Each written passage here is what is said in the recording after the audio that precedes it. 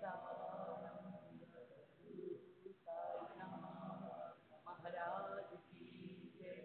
सद्गुरु की साईनाथ मेहर स्वामी की जय। श्री सच्चिदानंद सद्गुरु साईनाथ महाराज की जय। सद्गुरु की साईनाथ मेहर स्वामी की जय। श्री सच्चिदानंद सद्गुरु साईनाथ महाराज की जय। सद्गुरु की साईनाथ मेहर स्वामी की जय। श्री सच्चिदानंद सद्गुरु साईनाथ महाराज की जय। सद्गुरु की साईनाथ मेहर स्वामी की जय। श्री सच्चिदानंद सद्गुरु साईनाथ महाराज की जय। सद्गुरु की साईनाथ मेहर स्वामी की जय। श्री सच्चिदानंद सद्गुरु Sainath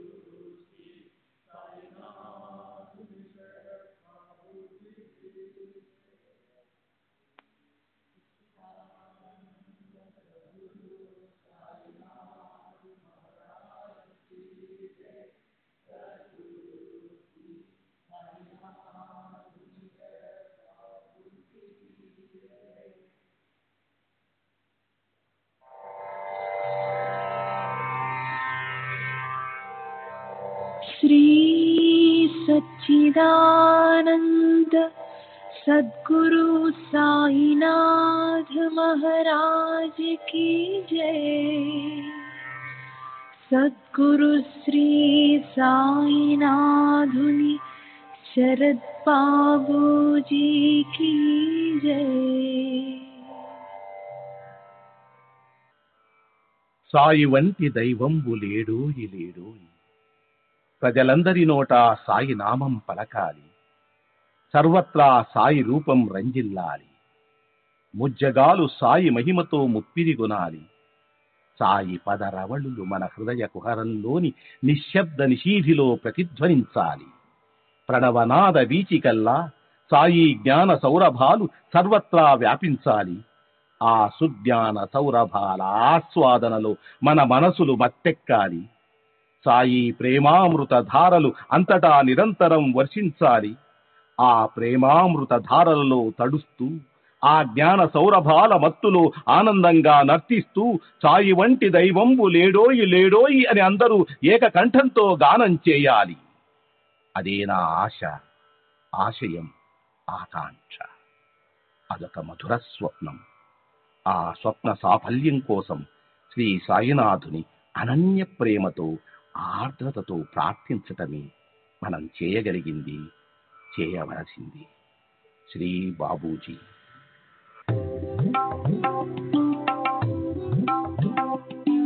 Sai Baba Sai Baba Sai Baba Sai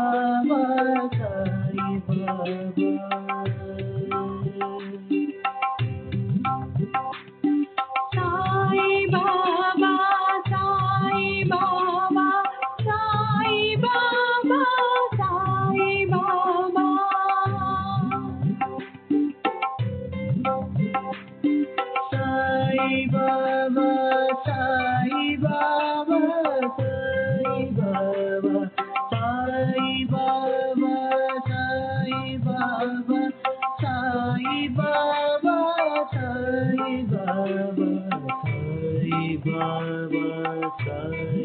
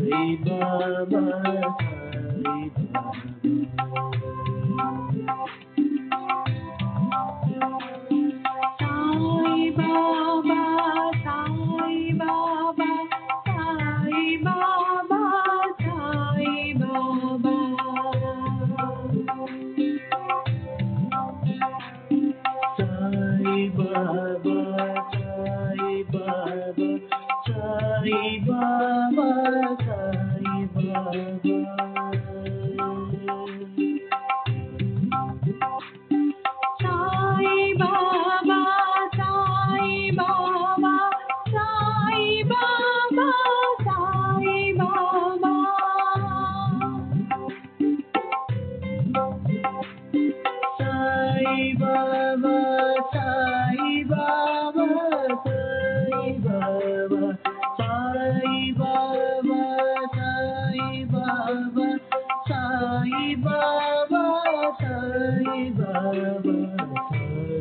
Baba, Sai Baba, Sai Baba, Sai Baba, Sai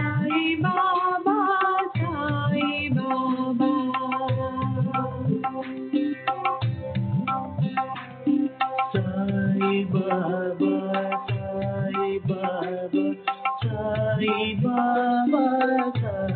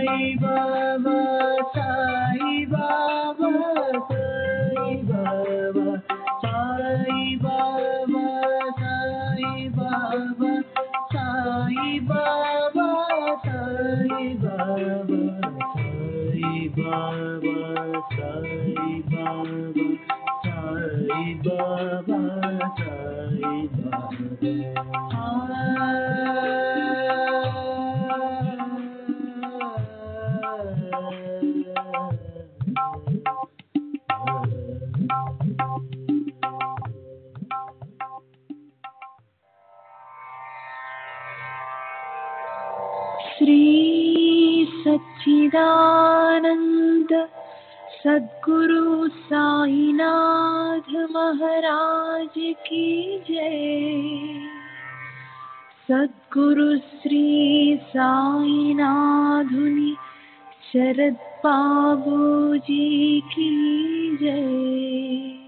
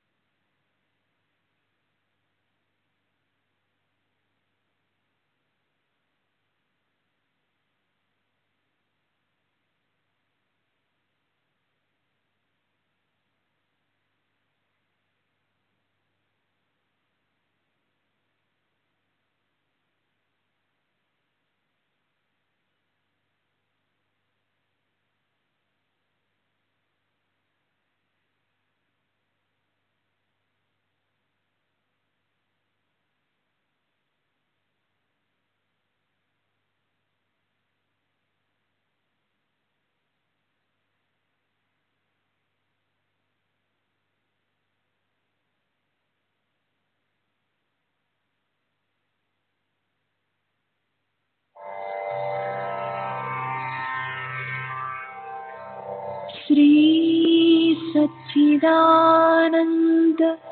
सद्गुरु साईनाथ महाराज की जय। सद्गुरु श्री साईनाथुनि शरद बाबूजी की जय।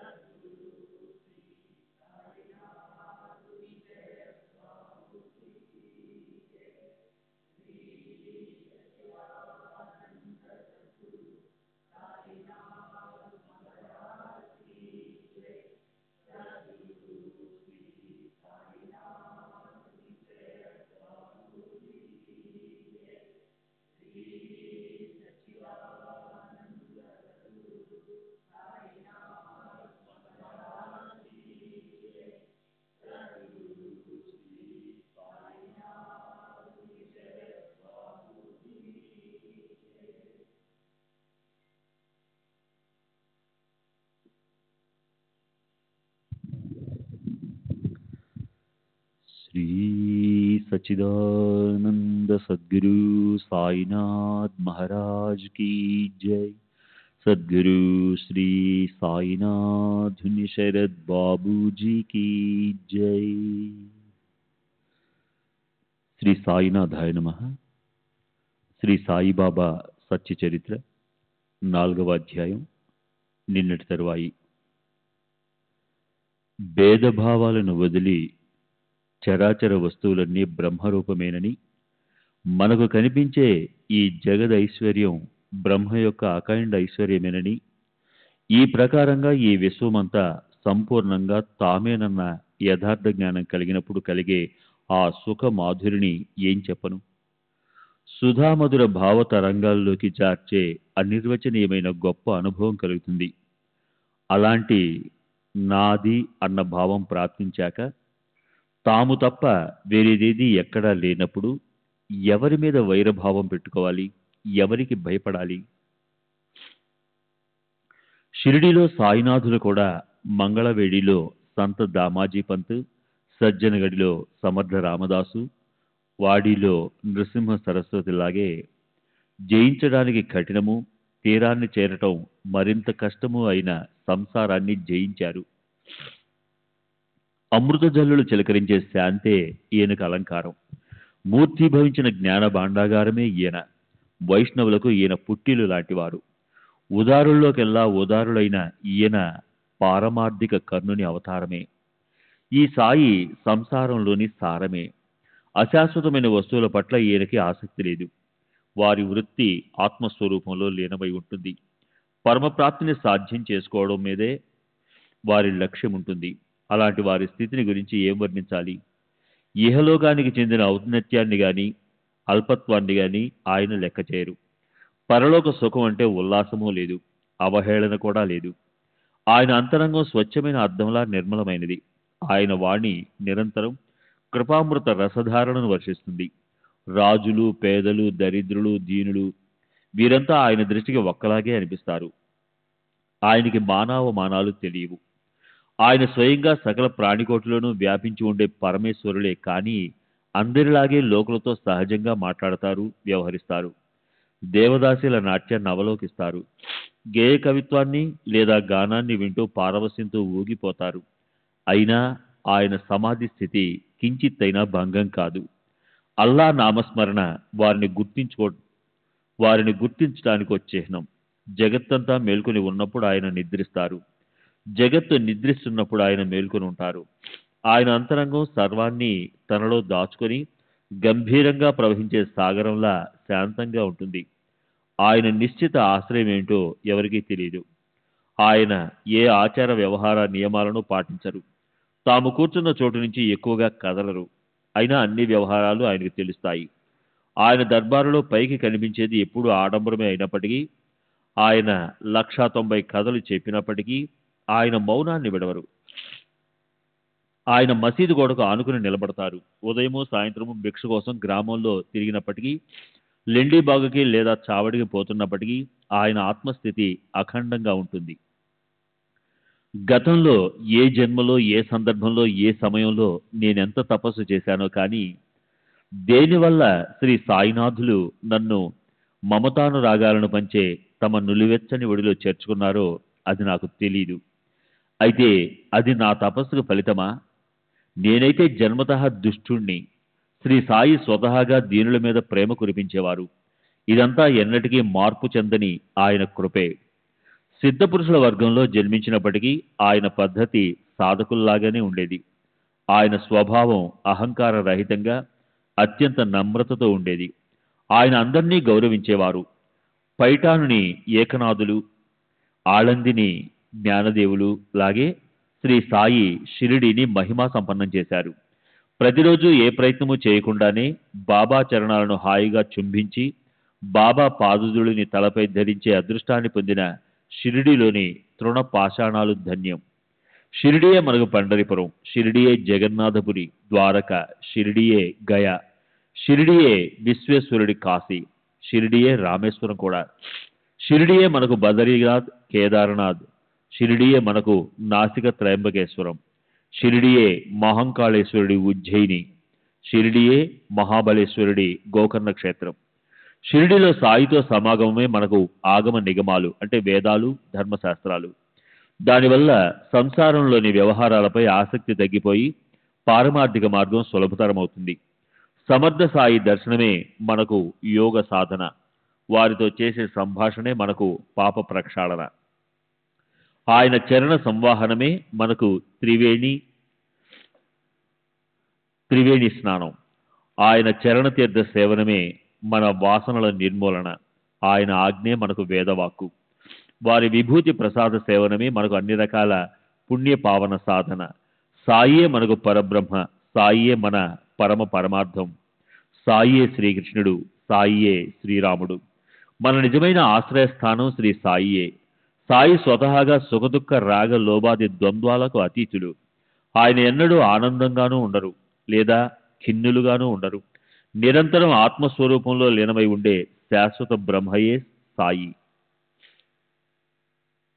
షిరిడి కేవలం కేంద్ర స్థానం. బాబా కార్యాలు లేదా నివసించే ప్రదేశాలు పంజాబు, కలకత్తా, హిందుస్థాన్, గుజరాత్, దక్కన్, కానడ అంటే కర్ణాటక మొదలైన అన్ని చోట్ల షిరిడిలోని సాయి సమాధి అంటే మహాత్ములందరూ కలిసే స్థానం. అక్కడికి వెళ్లే దారిని పట్టుకుని అటువైపు వేసే ప్రతి అడుగు జీవుల సంసార బంధనాన్ని ఛేదిస్తుంది. కేవలం ఆచారాన్ని అనుసరించే అయినా సమాధి దర్శనం చేసుకుంటే చాలు, జన్మకి సార్థకం ఏర్పడుతుంది. అలాంటప్పుడు బాబా సేవ కోసం తమ ఆయుష్ను వెచ్చించే వారి అదృష్టాన్ని నేనేమని వర్ణించను. మసీదు మీద, వాడా మీద అందమైన పతాకాలు ఎత్తుగా ఆకాశంలో వయ్యారంగా ఎగురుతూ భక్తులను చేత్తో రమ్మని ఆప్యాయంగా పిలుస్తున్నట్లుంటాయి. బాబా మహాత్ములని ప్రసిద్ధి చెందారు. ఊరూరా ఆయన గొప్పతనం వ్యాపించింది. కొందరు ఆయనకి నిజమైన శ్రద్ధతో మొక్కుకుంటారు. కొందరు ఆయన కేవల దర్శనంతోనే సంతృప్తి చెందుతారు. కొందరి మనసుల్లోని ఆలోచన ఎలా అన్నా ఉండనియండి, బుద్ధి కూడా పాపరహితంగా ఉన్నా లేక మోసపూరితంగా ఉన్నా ఆయన దర్శనం చేసుకున్న వెంటనే వారి చిత్తం శాంతిస్తుంది. అప్పుడు జనుల మనసుల్లో కలిగే ఆశ్చర్యం అంబరాన్ని చుంబిస్తుంది. శ్రీ సచ్చిదానంద సద్గురు సాయినాథ్ మహారాజ్ కీ జై. సద్గురు శ్రీ సాయినాథ్ శరద్ బాబూజీ కీ జై.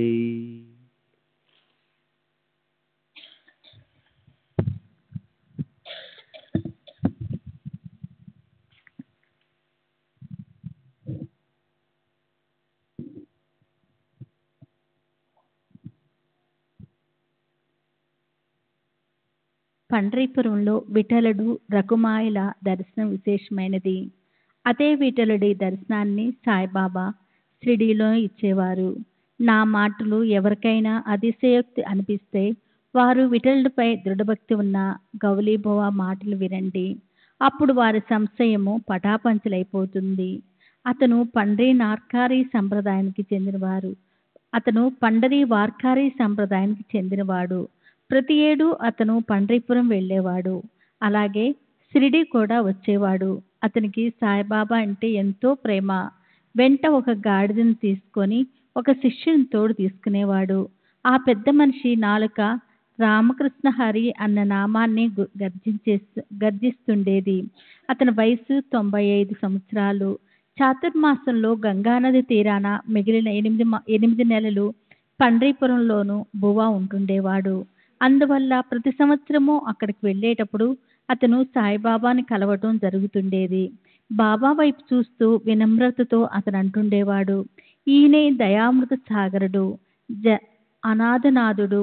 ఆయన సాక్షాత్తు పండ్రీనాథుడు. జరియంచు దోవతలు కట్టుకోగానే ఎవరైనా మహాత్ములైపోగలరా? వారు కష్టపడి ఎముకలను మణులుగా, రక్తాన్ని నీరుగా మార్చాలి. దైవత్వం ఊరికే వస్తుందా? ఈయన ప్రత్యక్షంగా పండ్రీనాథుడే. ఈ జగత్తు మూర్ఖురాలు. ఇది బాగా తెలుసుకొని ఈయన దైవత్వాన్ని గుర్తుపెట్టుకోండి. పండ్రీనాథుడి పట్ల భక్తి ఉన్న అలాంటి భగవద్భక్తుడి మాట ఇది. అక్కడ పామరునైన నా అనుభవం ఎంతటిది? శ్రోతలు తమకు తాము అనుభవం పొందాలి. సాయిబాబాకి నామస్మరణ అంటే చాలా ఇష్టము. ఆయన నిరంతరము అల్లా మాలిక్ అంటుండేవారు. తమ ఎదుట రాత్రింబవళ్ళు నామసప్తాహాలు జరిపించేవారు. ఒకసారి ఆయన దాసగణ్ణి నామసప్తాహం చేయమని ఆజ్ఞాపించారు. అందుకు దాసగను చేస్తాను, అయితే నాకు విఠలుడు సాక్షాత్కరించాలి అన్నాడు. అప్పుడు బాబా తమ ఛాతిపై చేయి పెట్టుకొని, అవును, సాక్షాత్తు విఠలుడి మూర్తి ప్రకటమవుతుంది. భక్తుడికి మాత్రం భావం ఉండాలి. డాగూర్నాథుడి డంగాపురి, పండ్రీనాథుని పండ్రీ లేదా రణచోరణాయని ద్వారకానగరు ఈ షిరిడీయే.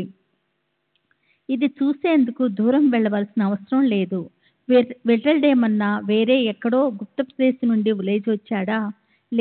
లేచొచ్చేవాడా ఏం? భక్తుల ప్రేమ పరవళ్లు తొక్కిస్తున్నప్పుడు ఇక్కడే ప్రకటమవుతాడు. పండ్రీకుడు అమ్మా నాన్నల సేవ చేసి దేవాది దేవుణ్ణి సమ్మోన్మహం చేశాడు. దేవాది దేవుడు పండ్రీకుడు భక్తి ప్రేమలకు పరవశించి ఇటుక మీద విశ్రాంతి తీసుకున్నాడు అన్నారు. సరే, సప్తాహం సమాప్తి అవ్వగానే దాసగణికి విఠలుడు దర్శనమైందని అంటారు. ఇప్పుడు బాబా మాటలకు మరొక అనుభవాన్ని తీసుకోండి. ఒకసారి కాకాసాబ్ దీక్షిత్తు నిత్య నియమానుసారము తెల్లవారుజామున స్నానం చేసి ఆసనం వేసుకొని ధ్యానం చేస్తూ కూర్చున్నప్పుడు అతనికి విఠలుడు దర్శనమైంది. ఆశ్చర్యం ఏమిటంటే తర్వాత అతను బాబా దర్శనం కోసం మసీద్కు వెళ్ళినప్పుడు బాబా అతన్ని అడిగారు, విఠల్ పాటిల్ వచ్చాడు కదూ, అతన్ని కలిశావు కదా. అతను చెప్పకుండా పారిపోతాడు. అతనికి గట్టిగా మేకు కొట్టి ఒకచోట కదలకుండా స్థిరంగా ఉంచు. ఒక్క క్షణం అశ్రద్ధ చేశావో అతను కన్నుగప్పి పారిపోతాడు. సరే, ఇది జరిగింది ఉదయం పూట.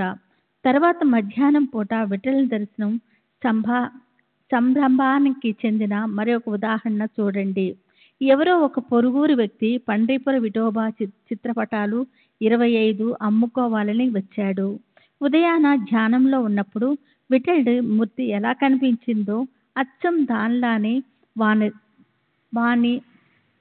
దానిలానే ఉన్నదాని ప్రతికృతిని చూసి దీక్షిత్ మనసుకి ఆశ్చర్యం అనిపించింది. బాబా మాటలు గుర్తొచ్చాయి అతనికి. వెంటనే అతను గొప్ప ప్రేమతో ఆ అమ్మేవాడికి మూల్యం చెల్లించి ఒక చిత్రపటాన్ని కొన్నాడు. భక్తిభావంతో దాన్ని పూజలో పెట్టుకున్నాడు.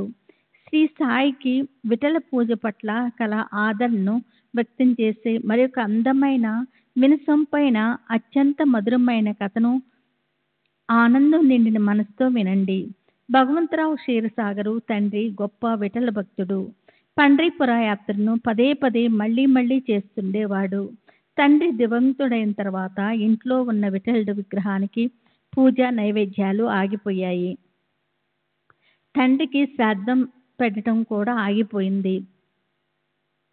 పండ్రీపుర యాత్ర గురించిన మాటే లేకుండా పోయింది. తర్వాత ఒకసారి ఈ భగవంతరావు షిరిడీ వచ్చాడు.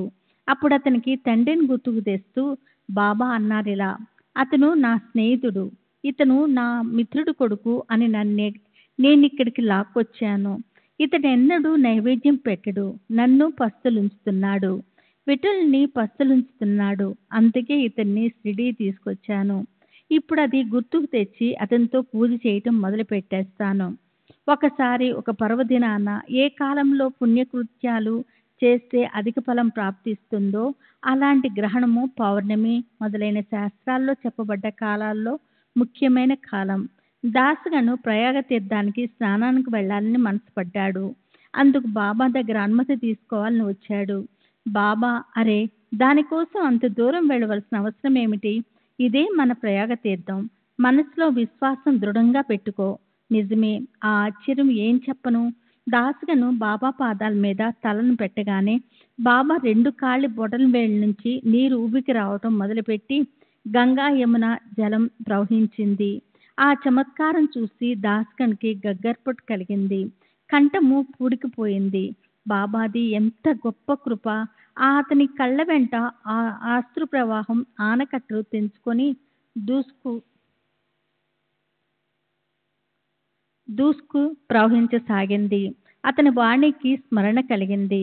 బాబా మీద అతనికి ప్రేమ ఉప్పెత్తున ఎగిసిపడింది. అపారమైన బాబా శక్తిని, అపరిమితమైన ఆయన మహిమను వర్ణించి తృప్తిపడ్డాడు. ఈ దాసగన్ కవిత్వం చాలా మధురంగా ఉంటుంది. శ్రోతల కోరికను వెంటనే తీర్చాలని ఈ ప్రసాదిక పదాన్ని ఇస్తున్నాను. శ్రీ సచిదానంద సద్గురు సాయినాథ్ మహారాజ్ కీ జై. సాయినాథుని శరత్ బాబూజీ కీ జై. ఓ సద్గురురాయ, మీ శక్తి అపరిమితం, మీ లీలలు ఆశ్చర్యకారకాలు. దయామయులైన మీరు అజ్ఞానం అలుముకున్న జీవులను సంసారం నుంచి తరింపజేసే నౌకే. వేణి మాధవ అపన హోవుని ప్రయాగ పదకేలే, గంగా యమున ద్వయ అంగుష్టిం ప్రవాహ ధాకవిలే. మీరు శ్రీ విష్ణువు అయి తమ చరణాలను ప్రయాగ చేశారు. 2 వ్రేళ్ల నుంచి గంగా యమునుల ప్రవాహాన్ని చూపించారు. కమలోద్భవ కమలావరి శివహర త్రిగుణాత్మక మూర్తి తూంచి హోవుని సాయి సమర్థ విచరసి భూవరథి. కమలంలో ఉత్పన్నమైన బ్రహ్మదేవుడు, లక్ష్మీపతి, విష్ణువు, శివుడు లేదా హరుడు అంటే శంకరుడు. ఈ ముగ్గురు కలిసి త్రిగుణాత్మక మూర్తి అయిన ఓ సాయి సమర్థ, మీరే ఈ అవనిపై విహరిస్తూ ఉంటారు. ప్రహార దిశాల బ్రహ్మ సమ తేజ్ఞ ముఖే వదసి తమో గుణాల ధరుని రుద్రరూప కదీం కదీం ధాక విసి. పగలు బ్రహ్మదేవుడిలా నోటితో జ్ఞానాన్ని ప్రబోధిస్తారు. అప్పుడప్పుడు తమోగుణాన్ని ధరించి ఎంతో కోపంతో శంకరుడి రౌద్ర రూపాన్ని చూపిస్తారు. కదీం కదీం శ్రీకృష్ణ సమత్య బాలలీలా కరీసి భక్త మనాసి నరస కరోని మరాల తుం బనసి. కొన్నిసార్లు శ్రీకృష్ణునిలా పసివాడి ఆటలు ఆడుతారు. అయితే అప్పుడప్పుడు భక్తుల మనసులనే తటాకాలుగా లేదా సరోవరంలాగా చేసి అందులో రెక్కలు విప్పిన రాజహంసలా విహరిస్తారు.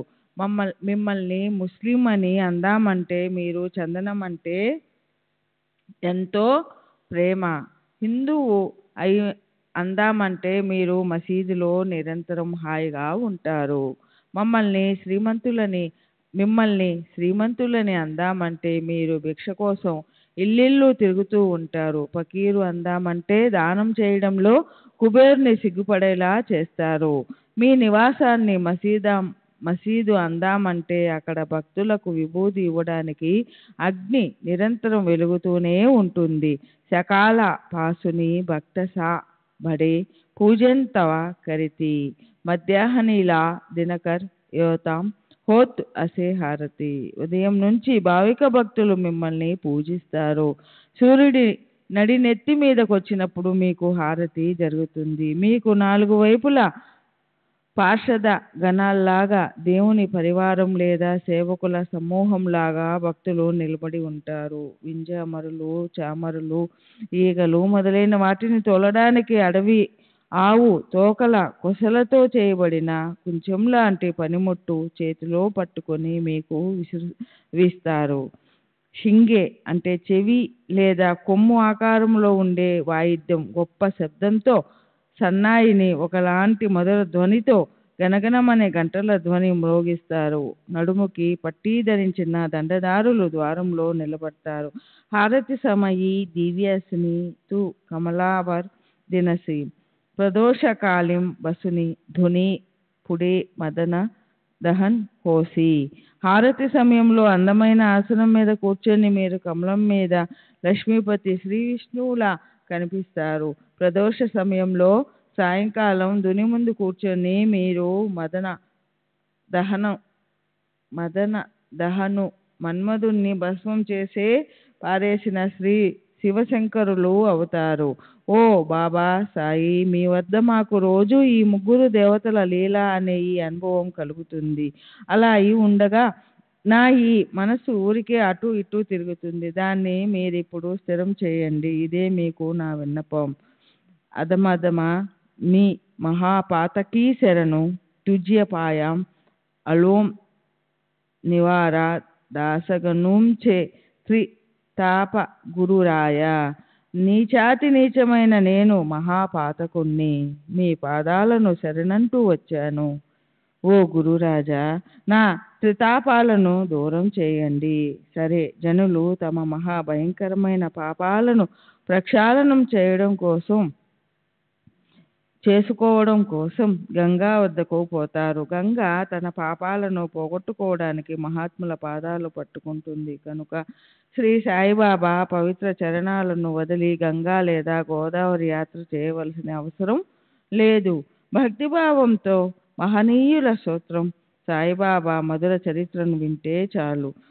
గోనాయికి భీమారథిలో నామదేవుడు, తమాలుకి భగీరథిలో కబీరు, అదృష్టవశాత్తు ముత్యపు చిప్పలో ప్రాప్తించినట్లు అలాగే సాయినాథులు 16 ఏళ్ల తరుణ ప్రాయంలో వేప చెట్టు క్రింద సిడి గ్రామంలో భక్తుల కోసం మొదట ప్రకటమైనప్పటి నుంచే ఆయన బ్రహ్మజ్ఞానిగా ఉన్నారు. విషయ వాసన అనేది ఆయనకి స్వప్నంలో కూడా లేదు. ఆయన మాయను కాలితో తన్నేశారు. ముక్తి ఆయన పాదాల వద్ద దొరుకుతూ ఉండేది. బాబా ఏ దేశంలో, ఏ పవిత్ర వంశంలో, ఏ తల్లిదండ్రుల కడుపున జన్మించారో ఎవరికీ తెలియదు. వారి ఈ పూర్వ స్థితి, ఆయన తల్లెవరో తండ్రెవరో అది ఎవరికీ తెలియదు. ఈ విషయం గురించి ఆయన్ని అడిగి అడిగి అందరూ అలసిపోయారు. కానీ వివరాలు ఎవరికీ తెలియలేదు. తల్లిదండ్రులని, ఆత్మీయులని, బంధువులని, వర్ణస్తులని, ఇంతేకాదు సంసారాన్నే వదిలేసి ఆయన లోక కళ్యాణం కోసం షిరిడీలో ప్రకటమైనారు. షిరిడీలో నానా చోప్దార్ తల్లి ఎంతో వృద్ధురాలు. ఆమె సాయిబాబా వ్యవహరించే తీరు గురించి చాలా ఆసక్తికరమైన విషయాలు చెప్పింది. ఆమె ఇలా అంది: మొదట్లో అతను అరవిరిసిన సుమ దళంపై స్నిగ్ధంగా మెరిసే మంచు బిందువుల ధవళ ఛాయతో మెరిసిపోతూ, అందాలు చిందిస్తూ, రాసిపోసిన సౌందర్యంగా, తారుణ్యం తొణికిసలాడే యువకుడిగా వేప చెట్టు కింద ఆసనం వేసుకుని హాయిగా కూర్చొని కనిపించాడు. అతని ముద్దులొలికే ఆ చిన్నారి రూపం చూసి లోకుల మనసుకి ఎంతో ఆశ్చర్యం అనిపించింది. కోమలమైన వయసులో ఆ కఠోర తపస్సు, చలి, ఎండల పట్ల సమత్వం, వయసేమో ఎంతో చిన్నది, ప్రవర్తనేమో మరింత ఆసక్తికరమైనది. గ్రామస్తులంతా ఆశ్చర్యచకితులైనారు. ఆ పసివాడి దర్శనం కోసం గ్రామాల ప్రజలు రావడం మొదలెట్టారు. పగలు అతను ఎవరితోనూ కలిసేవాడు కాదు. రాత్రిపూట ఎలాంటి భయమూ ఉండేది కాదు. ఈ పసివాడు ఎక్కడి నుంచి వచ్చాడా అని అందరి మనసులకి ఒకటే ఆశ్చర్యం. శరీరం అద్భుత సౌందర్యంతో ఉండేది. కల్లారా అతన్ని చూడగానే అంతఃకరణంలో మమతల మకరందం వెదజల్లుతూ ప్రేమ పెళ్ళుబీకేది. అతను ఏ ఇంటికి వెళ్ళలేదు. రాత్రింబవళ్ళు వేప చెట్టు దగ్గర కూర్చొని ఉండేవాడు. మరింత అద్భుతం ఏమిటంటే, కోమలమైన వయసులో జగన్మోహనకరమైన రూపంతో ఆ యువకుడు రాత్రింబవళ్ళు ఆరుబయట ఎలా ఉంటున్నాడు? బాహ్యానికి అతను యువకుడు అనిపిస్తున్నాడు. అయితే చేతల్లో అతను ఉన్నతోన్నతుడు. అంతెందుకు, వైరాగ్యం తొణికిసలాడే పూర్ణ అవతారమే. అందరికీ అది చాలా విశేషం అనిపించింది. ఓ రోజు ఓ అద్భుతం జరిగింది. ఇద్దరు ముగ్గురి ఒంటి మీదకి కండోబా పూని వాళ్ళు ఊగసాగారు. అప్పుడు ప్రజలు వాళ్ళని ప్రశ్నించడం మొదలెట్టారు. ఒకరిలా ప్రశ్నించారు: ఏ అదృష్టవంతుడి కొడుకి అబ్బాయి ఎలా ఎక్కడి నుంచి ఇక్కడికి వచ్చాడు? దేవా కండోబా, నువ్వు అతన్ని శోధించి తెలియజేయి. దేవుడు సమాధానమిచ్చాడు. వెళ్ళి గుణపం తండి, నేను చూపించిన చోట తవ్వండి. ఈ అబ్బాయి ఉండే చోటు తెలుస్తుంది. అప్పుడు అక్కడి ఆ గ్రామంలోని ఖాళీ ప్రదేశంలో ఆ వేప చెట్టు కింద గుణపంతో తవ్వినప్పుడు దానికి ఇటుకలు తగిలాయి. ఇటుకల వరుసను తొలగించి దాని మీద రాతిబండ తీసినప్పుడు ఒక సొరంగం కనిపించింది. అందులో 4 ప్రమిదలు వెలుగుతున్నాయి. ఆ సొరంగం సున్నం గచ్చుతో ఉంది. అందులో ఒక పీట, గోముఖం, అందమైన జపమాల ఉన్నాయి. ఖండోబా దేవుడు ఇలా అన్నాడు: ఇక్కడ ఈ పిల్లవాడు 12 సంవత్సరాలు తపస్సు చేశాడు. అప్పుడు ప్రజలంతా ఆశ్చర్యంతో ఆ అబ్బాయిని గుచ్చి అడగసాగారు. అప్పుడు పిల్లవాడు చిలిపిగా ఏదో అసంబద్ధమైన కథ చెప్పాడు. అతను: ఇది నా గురుస్థానం, నా పవిత్ర స్థలం, కానుకగా లభించిన ప్రదేశం. దాన్ని అలాగే ఉంచండి, నా మాట వినండి. అలా అన్న బాబా మాటలను వాళ్ళంతా పాటించారు.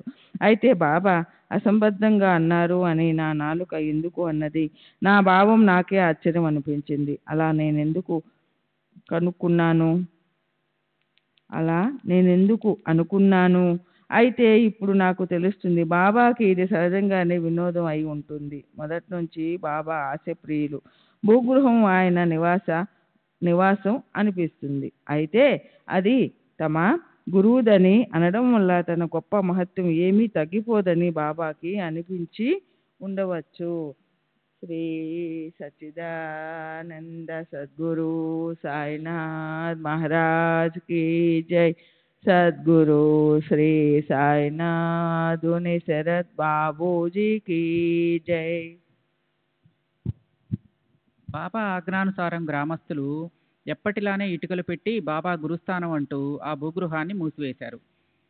అశ్వత్థము లేదా ఔదంబరము లాగానే బాబా దృష్టికి ఆ వేప చెట్టు ఎంతో శ్రేష్టం. దాని మీద ఆయనకు ఎంతో ప్రేమ ఉండేది. దాన్నెంతో ఆదరించేవారాయన.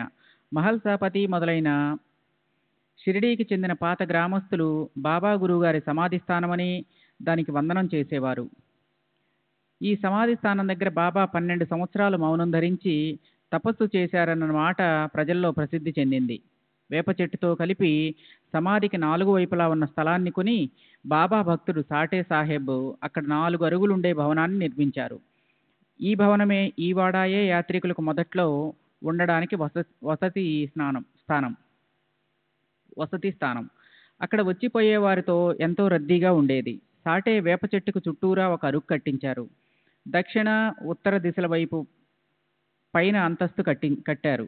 ఉత్తరం వైపు మెట్లు కడుతుండగా వాటి కింద ఈ భూగృహం కనిపించింది. మెట్ల కింద దక్షిణ వైపుకు మొహం ఉండే ఒక అందమైన గూడు ఉంది.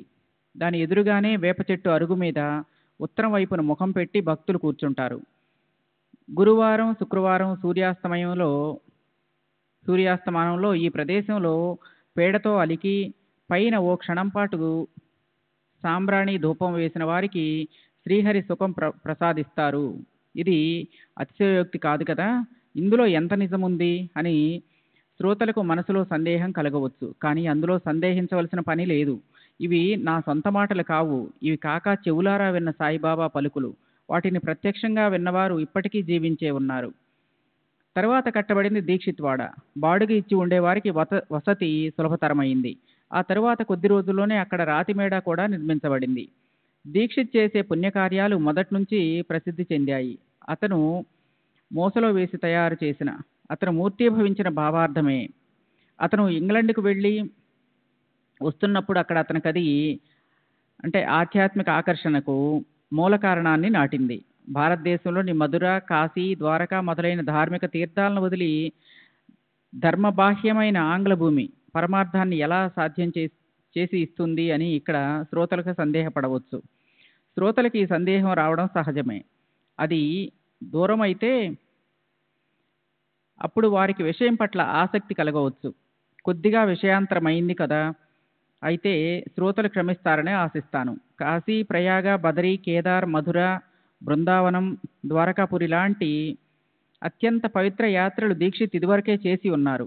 అంతేకాక తల్లిదండ్రులు చేసుకున్న పుణ్యం వల్ల, అపూర్వమైన గొప్ప అదృష్టం వల్ల, పూర్వార్జిత అంటే గత జన్మల్లో సంపాదించిన పుణ్యం నిండుగా ఉండడం వల్ల, మమతల మాధుర్యతలతో మనసులను పెనవేసే శ్రీ సాయిబాబా దర్శన భాగ్యం కలిగింది. ఆ దర్శనానికి మూల కారణం ప్రారబ్ధావశాన ప్రాప్తించిన అవిటితనం. ఇంగ్లాండు దేశంలో ఉన్నప్పుడు కాలుజారి పట్టడం వలన వచ్చిందది. పైకి కనిపించడానికి అది చెడు యోగం అనిపించినా దాని పరిణామం చివరికి గురు పుష్య యోగం అంటే గురుగ్రహం, పుష్యమి నక్షత్రాల ఆకాశంలో యోగం అంటే కలిసి వస్తే గొప్ప శుభకారకమని అంటారు. గురు పుష్య యోగం అయ్యింది. దానివల్ల దీక్షిత్ సత్కర్మలు ఫలించి శ్రీ సాయి యొక్క అలభ్య సంయోగం సంభవించింది. చాందోర్కర్ని కలవడం వల్ల సాయి కీర్తి చెవిన పడింది. అతను అన్నాడు, ఎంతో విశేషం ఉన్న సాయి దర్శనం చేసుకో, అవిటితనం వెంటనే పోతుంది. అయితే తన కాలి కుంటితనాన్ని దీక్షిత్ ఒక లోపంగా భావించలేదు. నా నిజమైన కుంటితనం మనసుకు ఉంది, దాన్ని పోగొట్టుకోవాలని సాయిబాబాతో అన్నారు. త్వచ రుధిరం అంటే రక్తం, మాంసం, ఎముకలు వీటి సముదాయమే మానవ దేహం. బంగారం లాంటి సంసారం అనే బండి క్షణభంగురమైనది. కాలికి కుంటితనం ఉంటే నష్టమేమిటి? క్రీశ 1909 సంవత్సరంలో నవంబర్ నెల 2వ తారీఖున దీక్షిత్కి సాయిబాబా పుణ్యపావన దర్శనం మొదటిసారిగా అయ్యింది. తరువాత అతడు అదే సంవత్సరం డిసెంబర్ నెలలో షిరిడీకి శ్రీవారిని దర్శించడానికి మళ్ళీ వెళ్ళాడు. అప్పుడు అతనికి అక్కడే ఉండిపోవాలన్న కోరిక కలిగింది. మొదట అతనికి 25 షేర్లు అమ్మి అక్కడ రేకులతో ఒక షెడ్డు కట్టించాలని, అప్పుడు అది యాత్రికులకు వీలుగా ఉంటుందని అనిపించింది. అయితే తర్వాత వాడాయే కట్టిస్తే బాగుంటుందని మనసులో నిశ్చయం కలిగింది. మరుసటి సంవత్సరం పునాది రాళ్లు వేసి పని ప్రారంభింపజేశారు. డిసెంబర్ 9వ తారీఖున బాబా అనుమతి తీసుకున్నాడు. అదే శుభముహూర్తమని భావించి పునాది పని మొదలుపెట్టాడు. పిలిచినా రాని దీక్షిత్ సోదరుడు కూడా ఆ రోజున ఆ శుభవేళకు ముందే అక్కడికి వచ్చి ఉన్నాడు. శ్రీయుత దాదాసాహెబ్ కాపడ్డే కూడా అంతకు పూర్వమే ఒంటరిగా అక్కడికి వచ్చి ఉన్నాడు. ఇంటికి తిరిగి వెళ్లేందుకు బాబా అనుమతి తీసుకోవడానికి అతనికి ఎన్ని అవాంతరాలు వచ్చాయో. అయితే కాపడ్డే ఇంటికి వెళ్ళడానికి, దీక్షిత్కి వాడాకి పునాది వేయడానికి ఇద్దరికీ కూడా డిసెంబర్ 10వ తారీఖునే అనుమతి లభించింది. ఇంకా మరో విశేషం ఏమిటంటే బాబాకి చావడిలో సేజారతి చేయడం ఆ రోజు నుంచే ప్రారంభించబడింది. తర్వాత 1911వ సంవత్సరం మధ్యలో రామనవమి శుభముహూర్తాన గృహప్రవేశం విధిపూర్వకంగా జరిగింది. శ్రీ సచ్చిదానంద సద్గురు సాయినాథ్ మహారాజ్ కీ జై. సద్గురు శ్రీ సాయినాథుని శరత్ బాబూజీకి జై.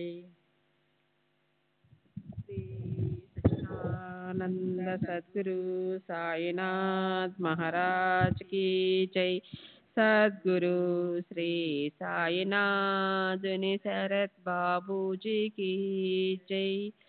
తర్వాత శ్రీమద్ బ్యూటీ అపారంగా డబ్బు వెచ్చించి రాతి మేడను నిర్మించాడు. అందులో బాబా దేహం విశ్రాంతి కోసం రావటంతో అతని డబ్బు కూడా సార్థకమైంది. గతంలో భక్తులు ఉండటానికి ఒక్క వాడైనా లేని చోట ఇప్పుడు 3 వచ్చాయి. అయితే మొదట్లో సాటేవాడ అందరికీ ఎంతో ఉపయోగంగా ఉండేది.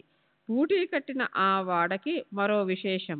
అంతకు పూర్వం అక్కడే బాబా తమ చేత్తో నాటిన పూల తోట ఉండటం. ఆ తోట గురించిన చిన్న కథను తరువాతి అధ్యాయంలో చెప్తాను. ఈ హేమడ్ పంతు శ్రోతలతో సహా సాయి చరణారవిందాల్లో శిరసి పెడుతున్నాడు. వామం తాత్యా ఇచ్చిన కుండలతో సాయి సమర్థులు నీరు చల్లి ఆ ఊసర క్షేత్రంలో పంట పండని రాళ్లతో ఉండే ఇసుక భూమి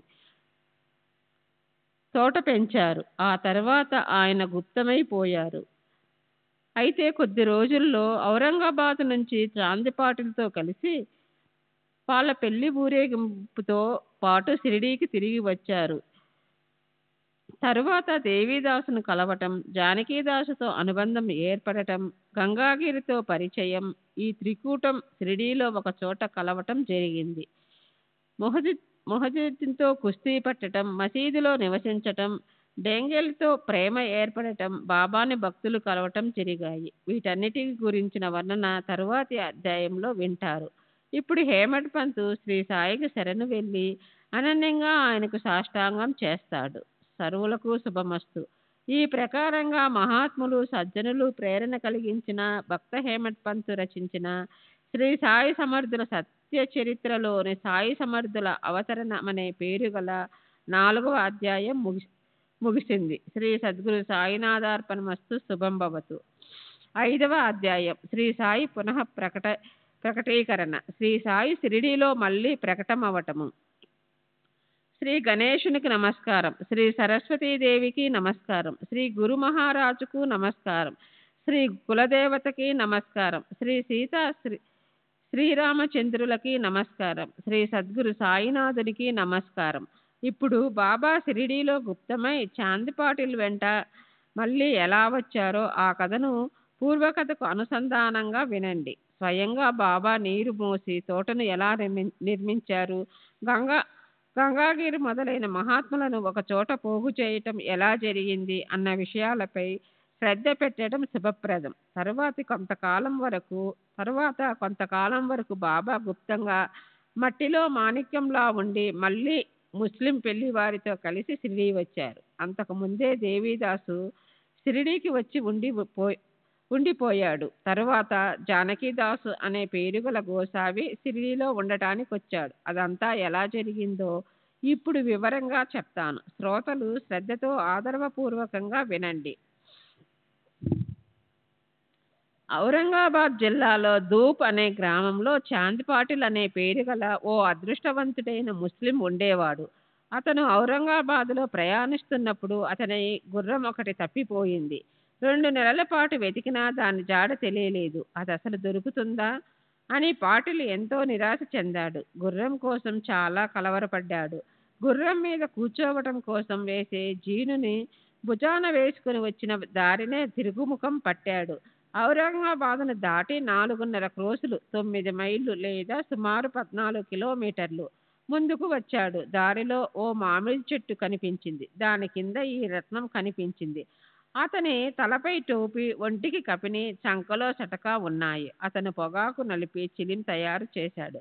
అక్కడే ఓ అద్భుత సంఘటన జరిగింది. చాందిపాటిల్ దోవన పోతుండగా అతనికి ఆ ఫకీరు తనను కేక వేయటం వినిపించింది.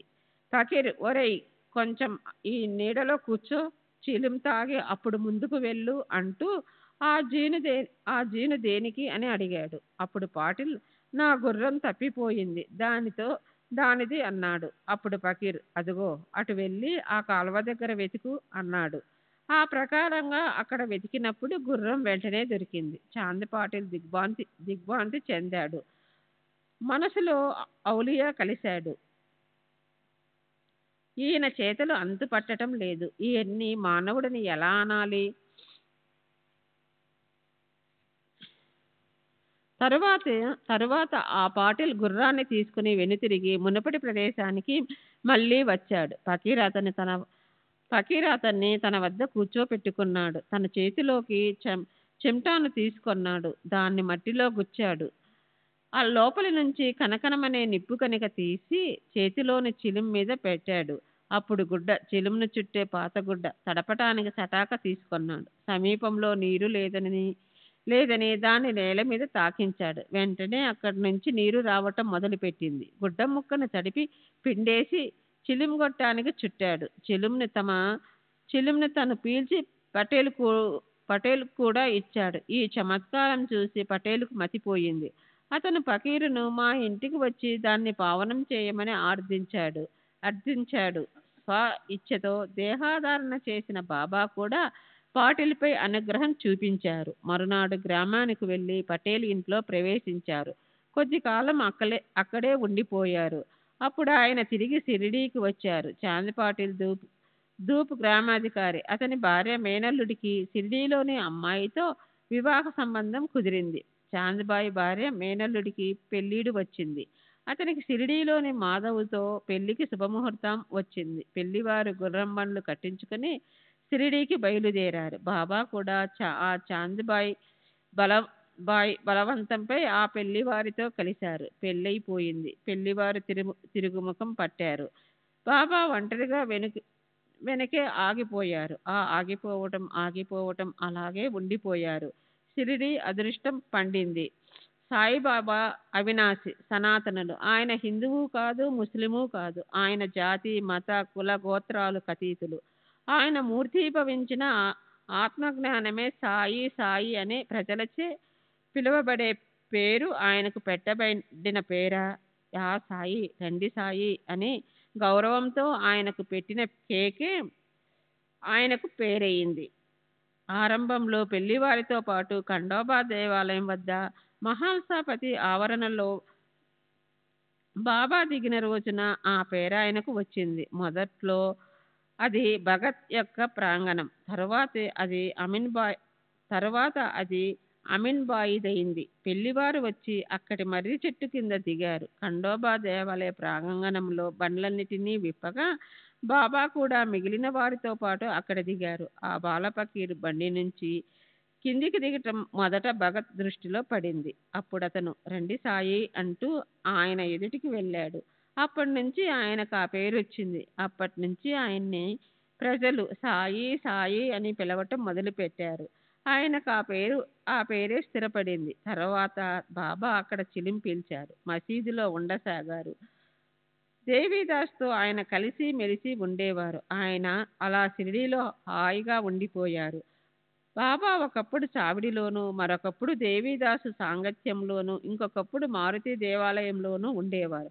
అలా తమకిష్టమొచ్చిన చోట ఆయన హాయిగా ఉండేవారు. దేవీదాసు షిరిడీ గ్రామానికి బాబా కంటే ముందే వచ్చి ఉన్నాడు. తర్వాత జానకీదాస్ అనే పేరు గల మహానుభావుడైన గోసావి షిరిడీ వచ్చాడు. శ్రీ సచ్చిదానంద సద్గురు సాయినాథ్ మహారాజ్ కి జై. సద్గురు శ్రీ సాయినాథుని శరత్ బాబూజీ की जय.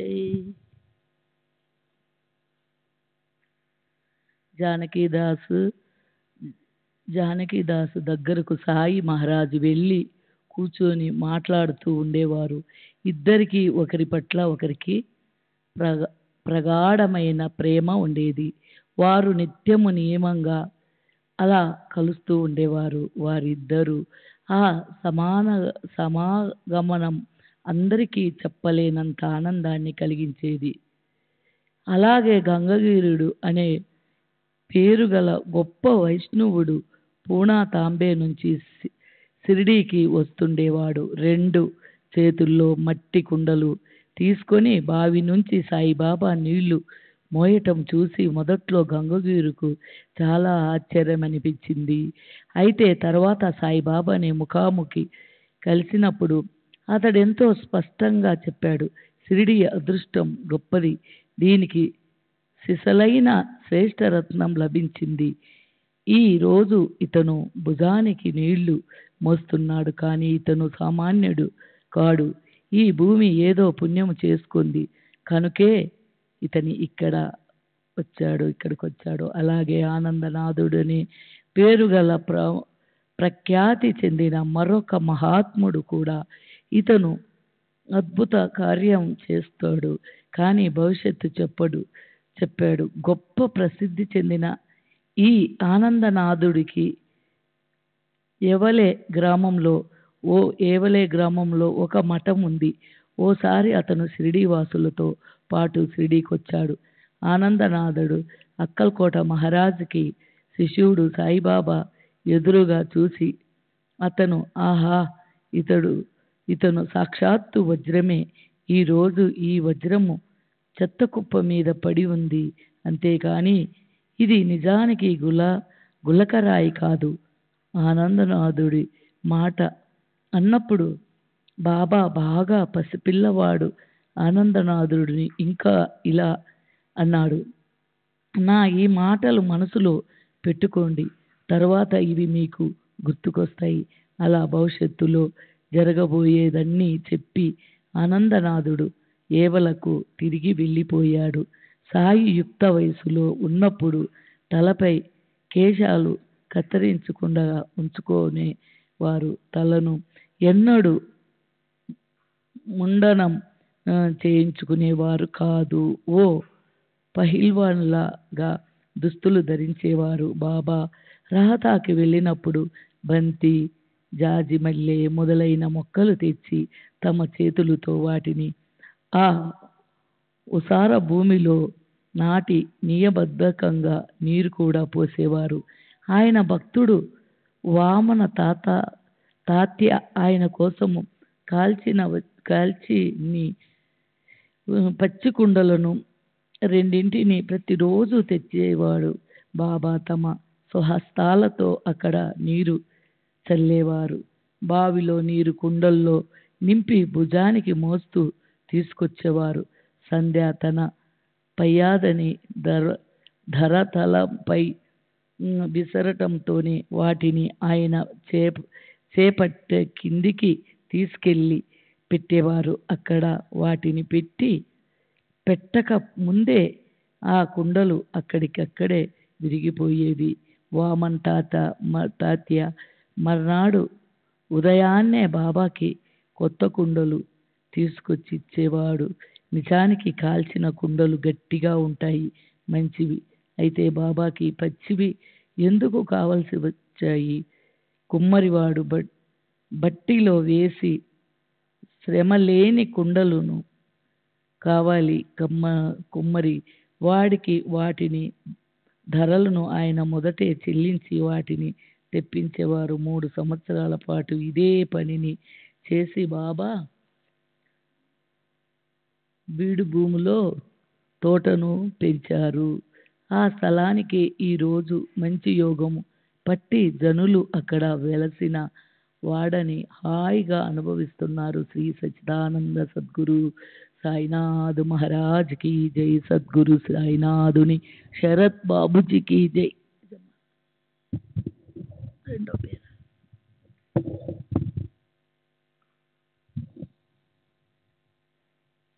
ఇక్కడ వేప చెట్టు కింద బాయి అనే పేరు గల ఓ భక్తుడు పూజ చేయాలన్న కోరిక గల సాధకుల కోసం అక్కలకోట స్వామి పాదుకలు స్థాపించాడు. బాయి ఉపాస్య దైవం అక్కలకోటకు చెందిన స్వామి సమర్థులు. అతను ఆయన చిత్రపటాన్ని నిత్యము నియమంగా పూజించేవాడు. ఒకసారి అతనికి తాను అక్కలకోట వెళ్ళి అక్కడ స్వామి పాదుకలను దర్శించి మనసారా వాటికి పూజను ఉపచారాలను చేయాలనిపించింది. ముంబాయి నుండి బయలుదేరడానికి అతను సర్వము సిద్ధము చేసుకున్నాడు. రేపు బయలుదేరతాడనగా అతని ప్రయాణం ఆగిపోయింది. అతను షిరిడి మార్గం పట్టాడు. రేపు వెళ్తాడనగా ఈరోజు అతని స్వప్నంలో స్వామి సమర్థులు, ప్రస్తుతం నా నివాసం షిరిడిలోనే ఉంది, కనుక నువ్వక్కడికే వెళ్ళు అన్న ఆ ఆజ్ఞను శిరసావహించి బొంబాయి నుంచి బాయి బయలుదేరి షిరిడీలో 6 నెలలుండి ఆనంద సంపన్నుడైనాడు. బాయి ఎంతో నిష్ఠాగరిష్ఠుడు. ఆ దృష్టాంతం అలా గుర్తుండిపోవాలని అక్కడ వేప చెట్టు కింద అతను స్వామి పాదుకలను స్థాపించాడు. క్రీస్తు 1834 1912 సంవత్సరం శ్రావణ శుక్ల పక్ష పుణ్యకాలంలో భజన పూజాదులతో ప్రేమపూర్వకంగా వేప చెట్టు కింద ఆ పాదుకలను స్థాపించాడు. మంచి ముహూర్తం చూసి దాదా కేల్కొట్ చేత పాదుకల స్థాపన చేయించాడు. ఉపాసిని స్వయంగా ఆ కార్యక్రమానంతా శాస్త్రోక్త విధి విధానంతో జరిపించాడు. ఆ తరువాత ఏర్పాట్లను బాయిజీ ఈ ప్రకారంగా పూర్తి చేయించాడు. దీక్షిత్ అనే పేరుగల బ్రాహ్మణుడు అక్కడ పూజ చేసేవాడు. సగుండ్ అనే పేరుగల భక్తుడు ఇతర ఏర్పాట్లను చూసేవాడు. అది పాదుకుల కథా కమామిషు. ప్రత్యక్షంగా ఈశ్వర అవతారులైన మహాత్ములు నిర్వికారంగా ఉంటూనే జగత్తును ఉద్ధరించటానికి జగత్ కళ్యాణం కోసము ఆవనిపై అవతరిస్తారు. తరువాత కొన్నాళ్ళు గడిచాక ఒక వింత జరిగింది. ఇది వింటే శ్రోతలకు చాలా ఆశ్చర్యం కలుగుతుంది. మొహిద్దీన్ అనే పేరుగల ఒక తమలపాకు అమ్ముకునే వాడితో సాయిబాబాకు ఏదో వివాదం ఏర్పడింది. వారు పరస్పరం కలహించుకొని కుస్తీ పట్టారు. ఇద్దరూ కొమ్ములు తిరిగిన పహిల్వాన్లే. అయితే విధి ముందు ఎవరి బలమూ పనిచేయదు. మొహిద్దీన్ బలవంతుడు, సామర్థ్యం తక్కువున్న బాబా ఓడిపోయారు. అప్పటి నుంచి నిశ్చయం చేసుకొని బాబా తమ వేషధారణను మార్చేసుకున్నారు. ఒంటికి కఫ్నీ వేసుకొని కౌపీనం ధరించి తలకు బట్ట చుట్టుకున్నారు. కూర్చోవటానికి గోనె పట్టాని ఆసనంగా చేసుకున్నారు. దాన్నే పడకగా కూడా చేసుకున్నారు. చింకి దుస్తులను ధరించి దాంతోనే తృప్తి చెందారు. ఆయన నిరంతరం అంటుండేవాడు, పేదవాడే నిజమైన రాజు. ధనవంతుల కన్నా వీళ్ళు 1,00,000 రెట్లు శ్రేష్టం. పేదలకు అల్లా సోదరుడు. గంగాగిరిది కూడా అలాంటి స్థితే. అతనికి కుస్తీలంటే చాలా ఇష్టం. ఒకసారి కుస్తీ పడుతున్నప్పుడు అతనికి వైరాగ్యం కలిగింది. యోగ్య కాలపు గడియ వచ్చింది. ఒక శుద్ధ పురుషుడి వాణి ఇలా అంది, దైవంతో ఆడి శరీరాన్ని అరగదీయాలి. కుస్తీ పడుతున్నప్పుడు గంగాగిరి చెవుల్లో ఈ అనుగ్రహపూర్వక శబ్దాలు పడ్డాయి. సంసారానికి నీళ్లు వదిలేసి అతను పరమార్థం వైపుకు తిరిగాడు. పుణతంబ దగ్గర 2 నదీ ప్రవాహాల మధ్య ఉన్న ద్వీపంలో భువా మఠం ఉంది. సేవ కోసం శిష్యులు కూడా ఉన్నారు. సరే, సాయినాథులు కేవలం భక్తులు అడిగిన దానికి సమాధానం ఇవ్వటమే కానీ స్వయంగా తాము ఎవరితోనూ ఎప్పుడూ మాట్లాడేవారు కాదు. పగలు ఒక్కోసారి వేప చెట్టు కింద కూర్చునేవారు. కొన్నిసార్లు గామ శివారులో ఉన్న కాలువ దగ్గర తుమ్మ చెట్ల కొమ్మల కింద పరుచుకొని నీడలో కూర్చునేవారు. కొన్నిసార్లు అక్కడికి 1 మైలు దూరంలో ఉన్న నీమ్గాం పరిసరాల్లో మధ్యాహ్నమో సాయంత్రమో మనసు పుట్టినప్పుడు తిరుగుతుండేవారు. నీమ్గాం జాగీరు ప్రసిద్ధుడైన త్రయంబక్ డేంగ్లేకి వంశ పరంపరతో వచ్చింది. అందులో ఉండే బాబాసాహెబ్ డేంగ్లే అంటే బాబాకు చాలా ఇష్టం. నీమ్గాంకి వెళ్ళినప్పుడు బాబా వాళ్ళ ఇంటికి వెళ్ళేవాళ్ళు. రోజంతా అతనితో ఎంతో ప్రేమగా మాట్లాడుతూ ఉండిపోయేవారు. అతనికి నానాసాహెబ్ అనే పేరు గల తమ్ముడు ఉండేవాడు. అతనికి పిల్ల పాప లేరు. మనసులో పాపం అతనికి ఇంకా చింతే ఉండేది. మొదటి భార్యకి ఆ యోగం పట్టలేదని అతను 2వ పెళ్లి కూడా చేసుకున్నాడు. అయినా విధి బలీయం. నిజంగానే విధిని అర్థం చేసుకోవటం చాలా కష్టం. తరువాత బాబాసాహెబ్ నానాసాహెబ్ని సాయిబాబా దర్శనానికి పంపించాడు. అతనికి ఆ ఆశీర్వాదం ఫలించి పుత్రప్రాప్తి అయింది. తరువాత సాయిబాబా మహిమ పెరిగిపోతూ పోయి ఆయన దర్శనానికి జన సముదాయం గుంపులు గుంపులుగా రాసాగింది. ఈ విషయం అహ్మద్నగర్ వరకు పాకింది. అక్కడి ప్రభుత్వ కార్యాలయానికి అతను తరచూ వెళ్ళొస్తుండేవాడు. అక్కడ జిల్లా కార్యాలయంలో కార్యదర్శిగా చిదంబర్ కేశవ్ గాడ్గిల్ అనే పేరు గల అతను ఉండేవాడు. సాయి సమృద్ధుల దర్శనం చేసుకోవటం యోగ్యం. నీవు నీ భార్య పిల్లలను ఇష్టసగులను తీసుకుని దర్శనానికి రా అని అతనికి నానాసాహెబ్ ఉత్తరం రాశాడు.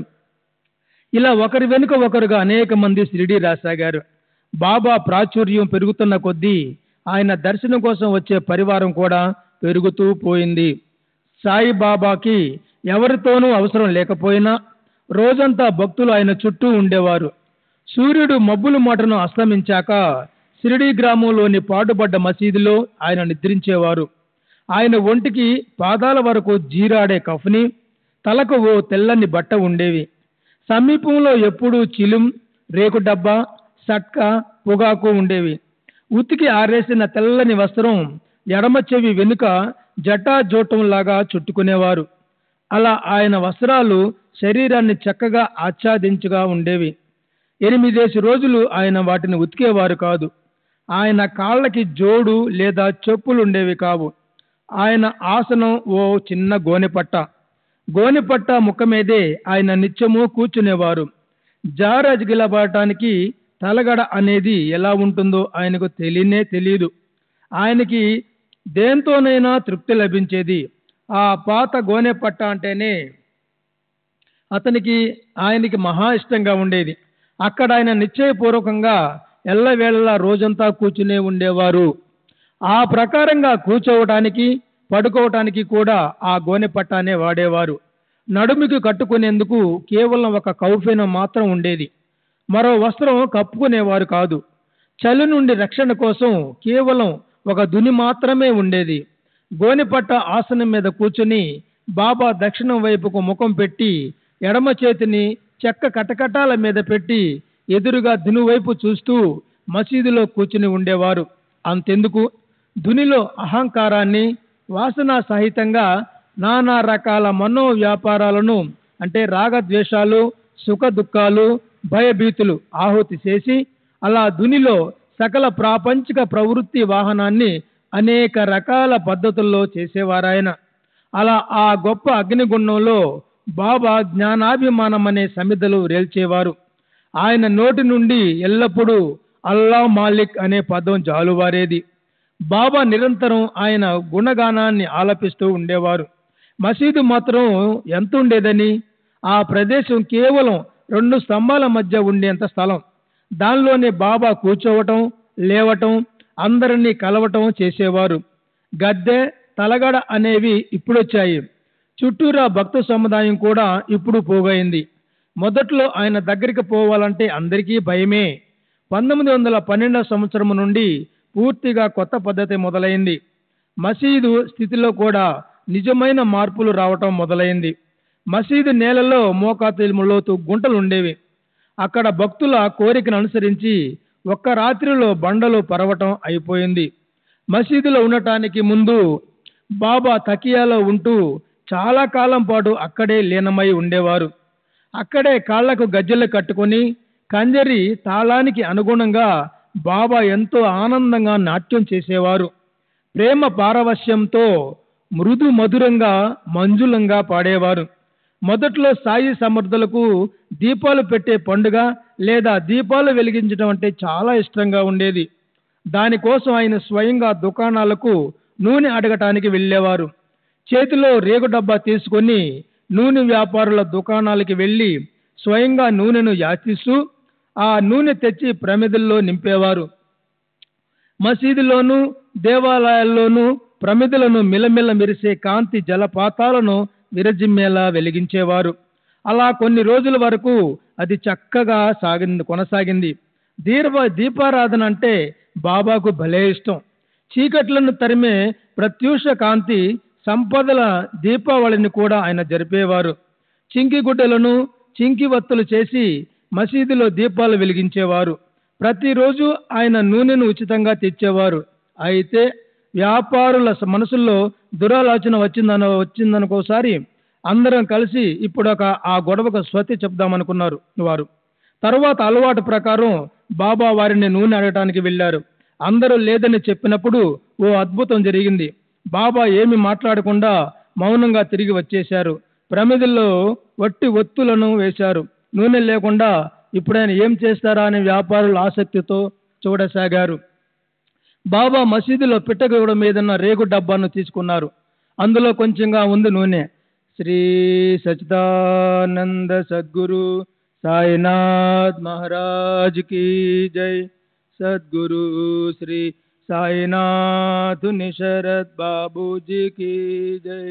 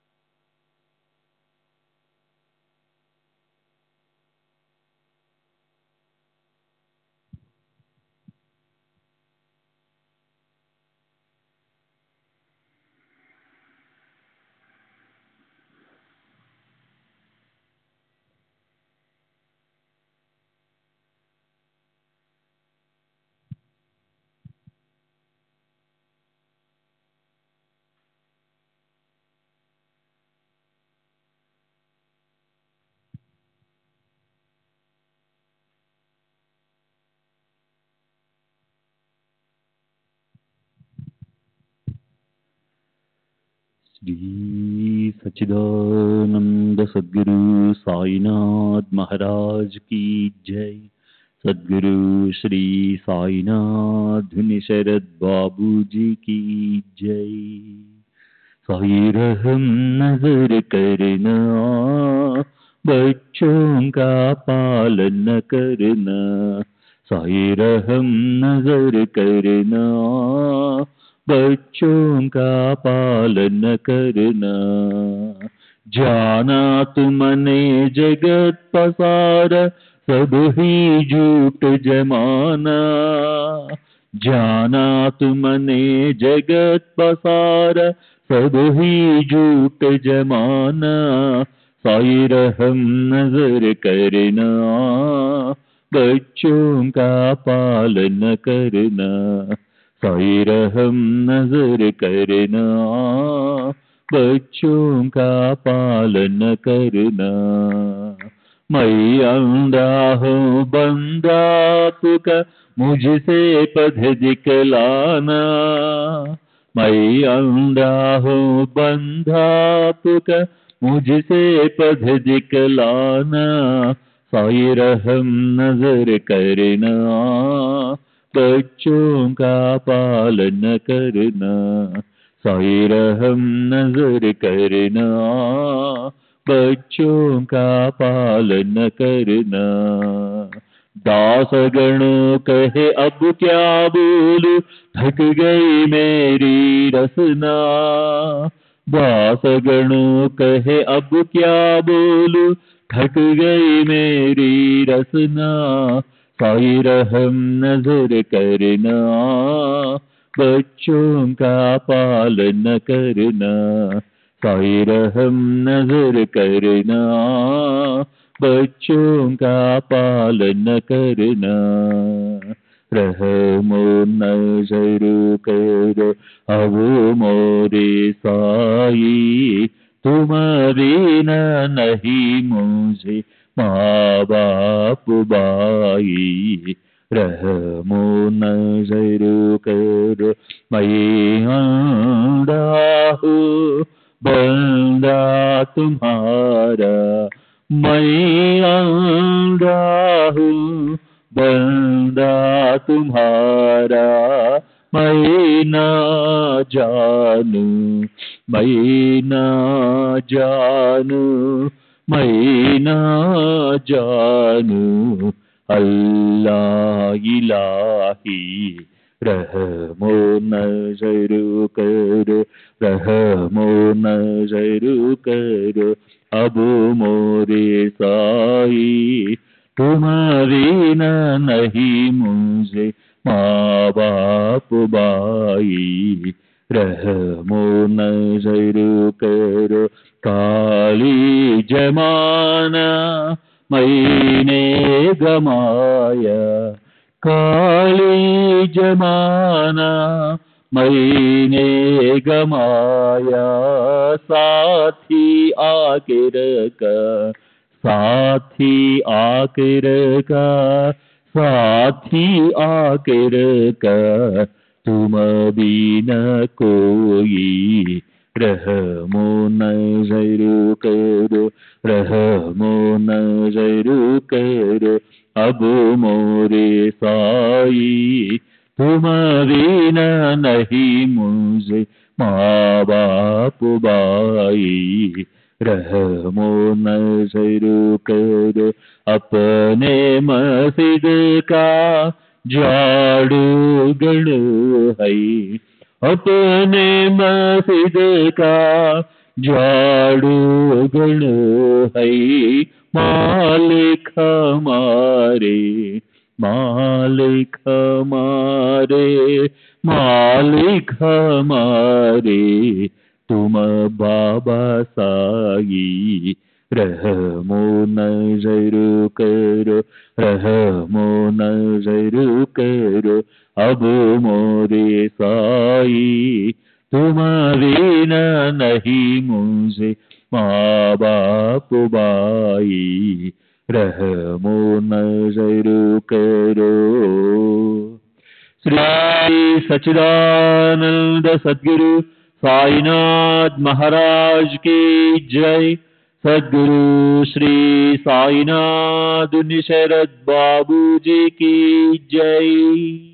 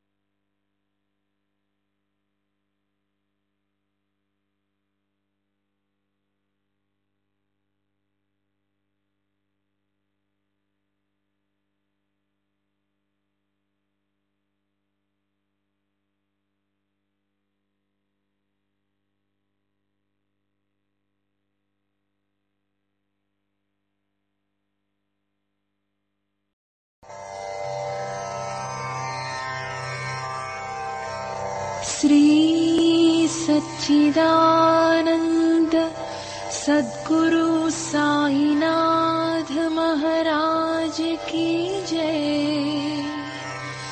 सद्गुरु श्री साईनाथुनि शरद बाबू जी की जय।